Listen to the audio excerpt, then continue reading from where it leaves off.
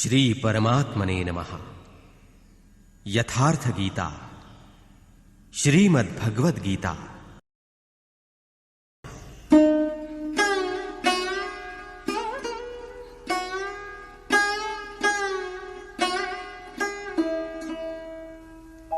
दृष्ट्वा तु पाण्डवानीकं व्यूढं दुर्योधनस्तदा आचार्यमुपसंगम्य राजा वचनमब्रवीत्।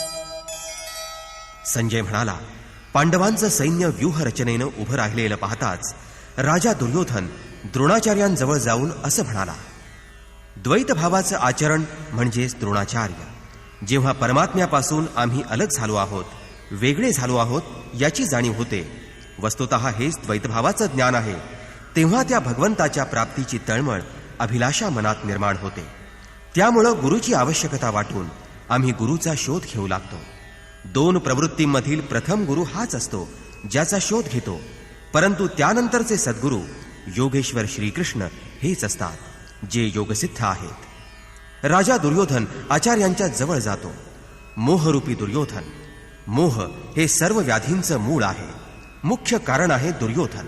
दुर म्हणजे दोषयुक्त, योधन म्हणजे आत्मिक दोषित संपत्ती असं धन। आत्मिक संपत्ती हीच स्थिर शाश्वत संपत्ती आहे, तिच्यात जो दोष निर्माण करतो तोच मोह असतो। तो मनुष्याला प्रकृतीकडे खेचत असतो, तसंच तो वास्तव ज्ञान प्राप्त करून घेण्याची प्रेरणाही देत असतो। मोह असतो तोपर्यंत प्रश्न शिल्लक असतात, मोह संपला की मग सर्व पूर्णच असतं।